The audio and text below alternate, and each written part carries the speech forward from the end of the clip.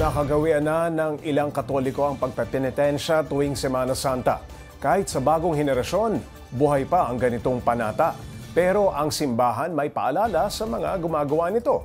Para bigyan ng mukha ang balita, Mobile Journal Marymon Reyes. 4 na taon nang nagpepenitensya sa pamamagitan ng pagpasan ng malaking krus ang 24 anyos na si Erwin Valenton sa Dao, Mabalacat. Tuwing Biyernes Santo, nagbubuhat siya ng kahoy na krus na may bigat na umaabot sa 40 kilos sa kalalakad sa bayan mula tanghali hanggang hapon. Nagsimula raw siya sa pamamanata noon para ipanalangin gumaling ang lolo niyang may sakit. Ngayon naman, ang kanyang penitensya ay para raw sa pamangkin na may bukol sa parehong tenga. Bali po pag kasing may sakit na gano'n, pwede po silang may pagpanata. Parang ikaw po yung magsasacrifice sa nila para humingi ng kay Lord na gumaling sila.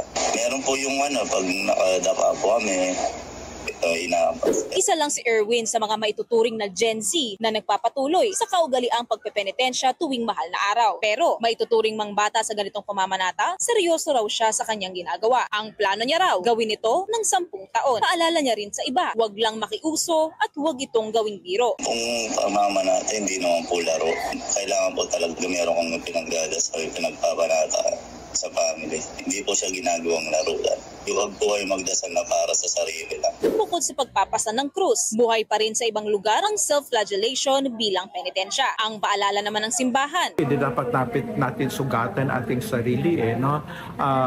Hindi dapat nating sirain ang katawan na napakaganda na binibigay ng Panginoon sa atin. Kasalanan nga sa Diyos yun kasi ang kanyang kaloob na sa atin ang katawan dapat alagaan natin. Maaari naman daw idaan ang penitensya sa paggawa ng mabuti at pagsisisi sa mga pagkakamali, abstinence, and fasting. Iwasan ang tukso, ang sakripisyo, maipakita natin sa paglaan ng mas mahabang panahon sa pagdarasal. Fasting na abstinence, hindi lang sa pagkain yan Mag-fast na abstinence sa mga chismis, sa mga bisyo natin. Pagdating sa pagpapakita ng pagsisisi, maliit man o malaki ang act of penance, ang mahalaga, ang sincerity na gawin ito.